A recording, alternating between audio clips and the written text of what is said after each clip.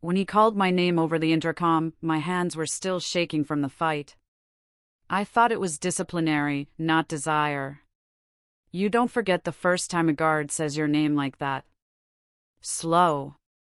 Soft. Almost careful. Like it means something more than just a name on a uniform. I was in C block, the loudest, dirtiest corridor in the women's wing. They called it the zoo. You didn't walk through that hallway without eyes on you, whispers behind every bar. The air always smelled like bleach, sweat, and burnt instant coffee. If hell had a scent, it would smell like C block. That morning, I'd just gotten out of a fight with Reese, one of the older inmates who ran the laundry shift. She accused me of stealing a pack of smokes from her stash. I hadn't. But in here, truth doesn't matter, only perception. She went for my hair. I went for her throat. The guards broke us up fast, slammed me against the wall.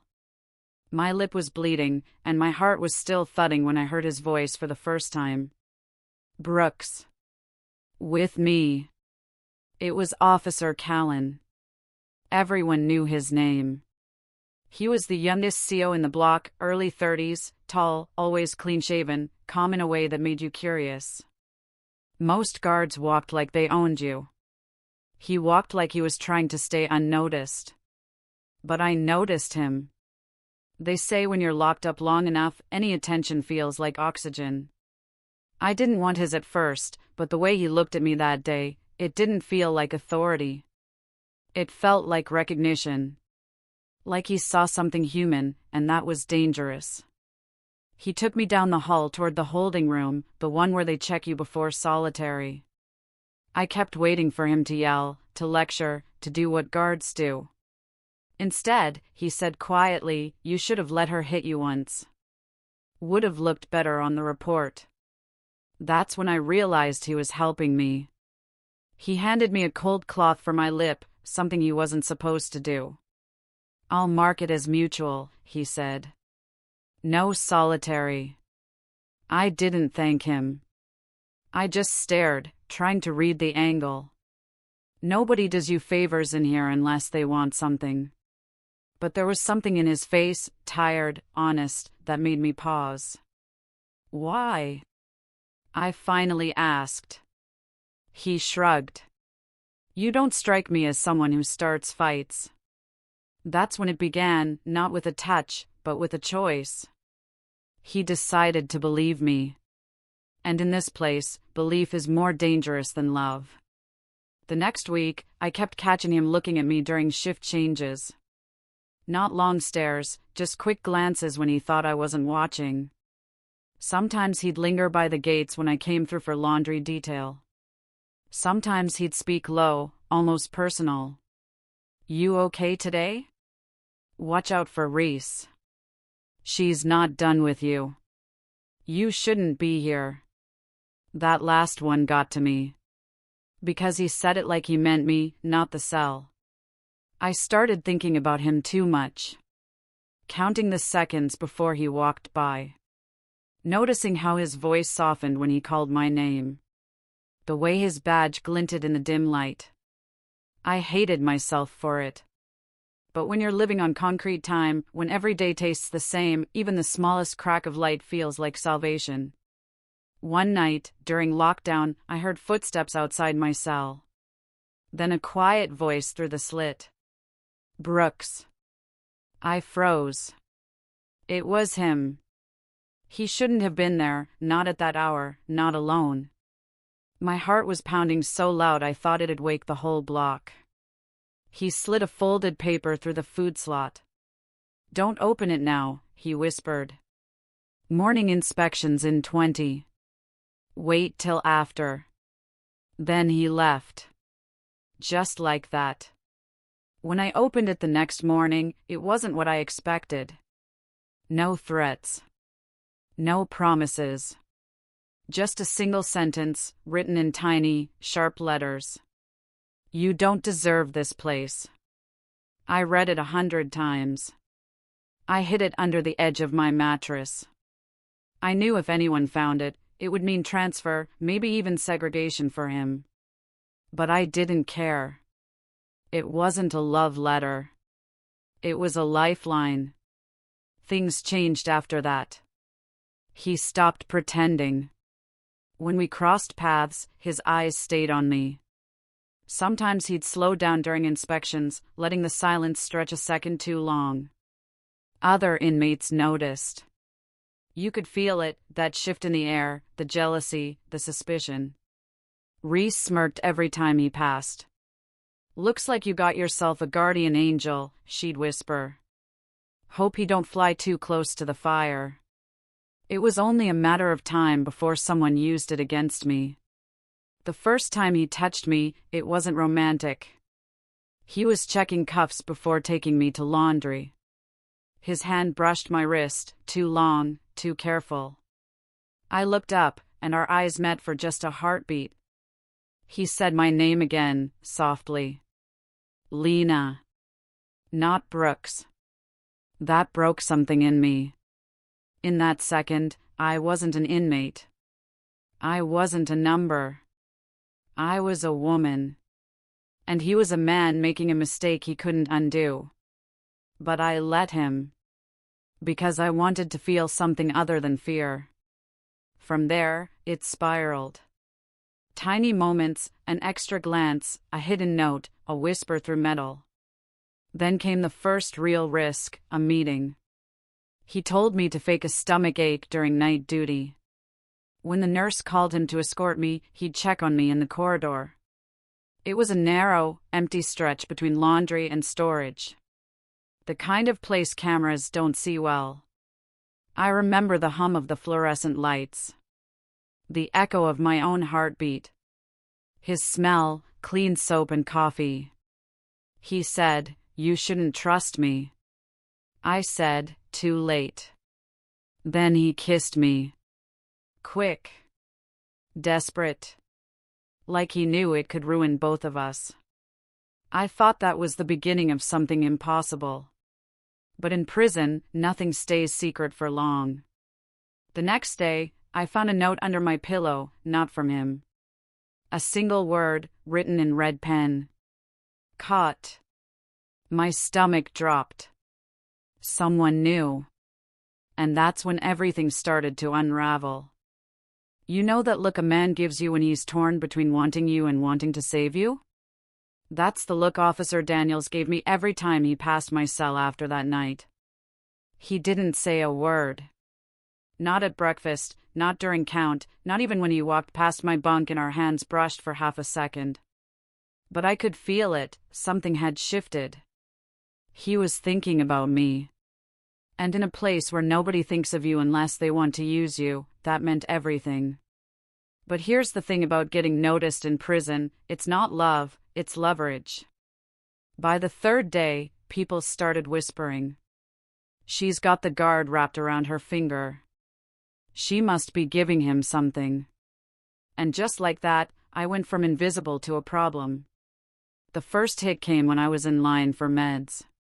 A girl named Shonda, big, quiet, always watching, shoulder-checked me so hard I nearly fell.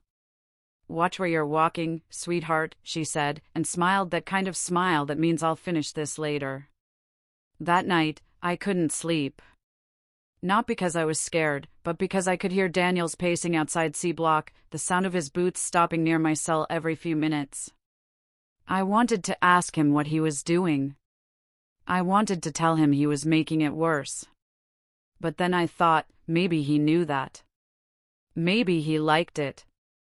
Maybe he liked the idea that I needed him. 2 nights later, it got worse. We were in the laundry room. Daniels had assigned me there himself, said it was a quieter space. What he meant was fewer cameras. I was folding sheets when I heard the door click.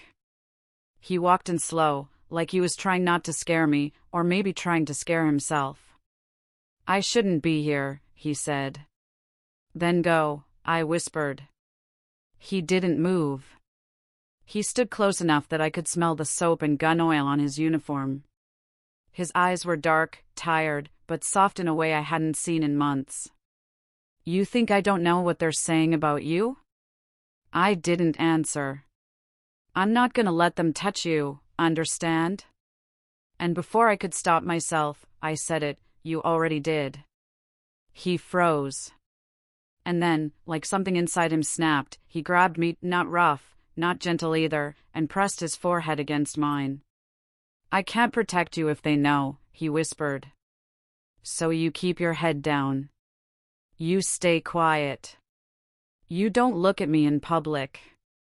You don't smile. I wanted to believe him. God, I did. But I also knew that kind of promise doesn't last in prison. Nothing does. By the end of the week, the rumors turned into warnings. One of the kitchen girls, Ray, pulled me aside. You think you're special 'cause the guard's watching out for you? She said. You're not. He did the same thing with Carla. You know where she is now? In solitary, and she didn't even do anything. I asked what happened to her. Ray just said she thought she was safe. That night, I tried not to look when Daniels came by. But he stopped anyway. You good? He asked, low enough that only I could hear. I'm fine, I said, staring at the floor. He lingered, then sighed. They're talking to internal. About me. About us. My heart sank. Who? Warden's people. I'm handling it. He tried to sound calm, but his jaw was tight. His hands trembled when he lit a cigarette outside my door. He took one drag and said, almost to himself, they think I crossed a line. I didn't say it out loud, but he had. A few days later, Shonda made her move. I was mopping the corridor after lights out when she cornered me behind the storage room. So, she said, you his new favorite? I backed up, the mop handle shaking in my hands. Stay away from me. She laughed. Can't, sweetheart. Orders. Before I could ask what she meant, the door opened and Daniels walked in. The look on his face said everything. He wasn't surprised. He was angry, but not at her. At me. Go back to your cell, he told her. His voice was calm, but his eyes were pure fire. Shonda smirked, brushed past him, and whispered as she left, you better keep your pet on a leash. When the door shut, I finally said it. You told her? He stepped closer. I told her to keep an eye on you. And I? She tried to jump me. I said I'd handle it. He slammed his hand against the wall, and the echo ran down the corridor like thunder. For a second, I thought he'd hit me. But instead, he just stood there breathing hard, his face in shadow. Then, quieter, you don't understand what happens if they find out. You're not the only one they'll punish. I looked at him, this man who thought he could save me by owning me, and I realized something I hadn't before. He wasn't protecting me. He was protecting himself. The next morning, everything changed. They pulled me out of line and took me to the admin office. The warden herself was sitting there, a woman in her 50s with ice for eyes. She slid a photo across the table. It was of me. In the laundry room. With Daniels. Tell me what's happening here, she said. My throat went dry. Nothing. I was working. Then why is he touching you? I couldn't answer. She leaned forward. We both know how this ends, sweetheart. You tell me what I need to hear, and maybe you don't end up in the hole. I stayed quiet. Because if I said his name, they'd destroy him. But if I didn't, they'd destroy me. So I did the only thing I could, I lied. I seduced him, I said. It was me. Her lips curled. That's what they all say. When they dragged me back to my cell, everyone was staring. Ray. Shonda. Even the new girls. Nobody spoke, but I could feel it, the air had changed. I wasn't protected anymore. And that night, when the lights went out, I heard footsteps stop at my door. A key turned. It wasn't Daniel's this time. A different guard, one who always looked at me too long, stepped in. He smiled.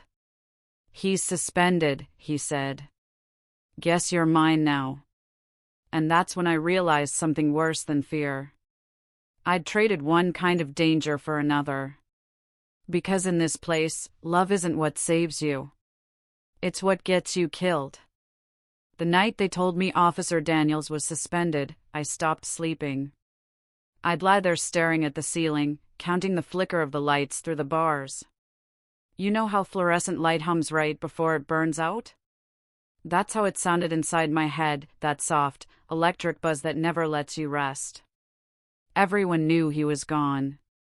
The whispers started before breakfast. Guess the princess lost her crown. Bet she's next in line for solitary. Even the guards wouldn't look at me. Like I was radioactive. Like just being near me could ruin their careers too. The new guard, the one who came to my cell that night, his name was Rix. He wasn't like Daniel's. There was no gentleness in his voice, no hesitation in his eyes. He'd been waiting for this kind of chaos. Waiting for someone to fall. And I did. Just not in the way he expected. The next few days blurred together. No more laundry duty. No more notes slipped under the door. No more late-night footsteps that meant safety. Just silence. Then, one morning, I was pulled from my cell again. Straight to admin. When I walked in, I froze. Daniels was sitting there. In civilian clothes. He looked smaller. Like the walls had taken something from him too. The warden stood between us, arms crossed. "Officer Daniels has something to say," she said, her voice flat as concrete. He looked up at me. His eyes were red, like he hadn't slept either. "I told them everything," he said. My heart stopped. "What?" I said it was me. I said I crossed the line. The warden's lip twitched. "He'll never wear a badge again. You'll be transferred to isolation pending review." Isolation. That word hit me harder than any punch ever could. I turned to him. "Why would you do that?" He said quietly, "Because it's over. You need to survive this.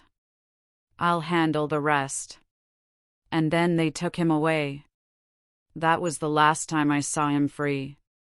They moved me to D block, older cells, colder air. It smelled like bleach and old secrets. No one talked to each other there. You could scream, and no one would answer. On the third night, I heard the buzz again, the sound of the door unlocking after hours. For a second, my stupid heart hoped it was Daniel's. It wasn't. It was Rick's. He walked in like he owned the dark. "You really think he's gonna come back for you?" he said. I didn't answer. "He's done. You're just another number now." He leaned closer, the stink of cigarettes and sweat thick in the air. "Only difference is, I don't get caught." I don't know what came over me, but something inside finally snapped. All that fear, all that waiting, it turned into something sharp. I grabbed the food tray off my bunk and swung. It cracked against his shoulder. He shouted, stumbled, but not before he grabbed me by the hair. We struggled, crashing into the metal bed frame. He hissed, "You're dead, you hear me?" I bit his arm, hard enough to taste blood. The alarm went off before I even realized I'd hit the panic button. When the other guards rushed in, they saw him bleeding, me shaking, and the whole story already written on their faces. He tried to lie, said I attacked him out of nowhere. But one of the cameras in the hall had caught everything. For once, the system worked in my favor. Rix got suspended the next day. No one said it out loud, but everyone knew I was poison now. Untouchable, but not safe. Never safe. A week later, the warden came to see me herself. No escort. No clipboard. She just stood there outside my cell, staring. "Do you know what you've done?" she asked. I protected myself. She nodded slowly. "That's what they all say." "But you? You burned the whole damn block down." And she wasn't wrong. By the next morning, half the staff were under investigation. Daniels had been transferred to county holding. And I was free in a way I hadn't been before. No one talked to me. No one looked at me. And for the first time in months, I felt invisible again, and I loved it. But it didn't last. One afternoon, they called me to visitation. I thought it was a mistake. I hadn't had a visitor in months. When I walked in, he was there, Daniels. Behind the glass, in an orange jumpsuit this time. He smiled, small, tired. "Guess we switched uniforms," he said. I didn't know whether to laugh or cry. "I thought they let you go." "Not exactly. They're saying I falsified reports, tampered with footage. But it's okay." He leaned closer to the glass. "I did it for you. I didn't want them blaming you for something that was mine." I looked at him, this broken man who'd once held power over everyone, now trapped like me. And I asked the one thing I'd been afraid to, was any of it real? He stared at me for a long time before answering. Every second. Then the guard behind him tapped his shoulder, and he was gone again. That night, I couldn't stop replaying it. His voice. His eyes. That last look. And I realized something I'd never said out loud before. I didn't fall for him because he was kind. I fell for him because he saw me, the parts of me nobody else cared about. The scared, angry, human parts. But love in a place like this? It's just another kind of cage. Weeks passed. Daniel's trial came and went. They sentenced him to 18 months for misconduct and evidence destruction.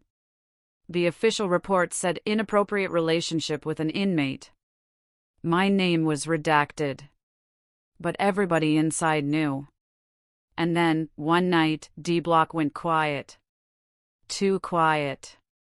Usually, you could hear the buzz of radios, the clang of metal doors, the hum of voices through concrete. But that night, nothing. Just silence and the faint smell of smoke. The fire started in the staff wing. Rumor was, someone lit up a mattress as payback for the suspensions. By the time alarms went off, the hallways were choking in black smoke. They pulled us out one by one. People were coughing, screaming, pushing. I stumbled outside, gasping for air, and through the chaos, I saw him. Daniels. Standing by the transport van, in cuffs, helping an old inmate down the steps. Our eyes met for half a second, and in that moment, everything slowed. No words. No guards yelling. Just smoke, firelight, and that one impossible glance. Then someone shoved me forward, and when I looked back, he was gone. Again. The next morning, they moved us to another facility. I never saw him after that. No letters. No news. But sometimes, when I hear that faint buzz of fluorescent lights, I think about him, about the man who thought he could protect me from this place, not realizing this place had already changed us both. Because prison doesn't break love. It twists it. Turns it into something that hurts just enough to feel alive. And when I tell this story now, people always ask, "Do you regret it?" I don't answer. I just smile and say, "He said he'd protect me." And in his own way, he did.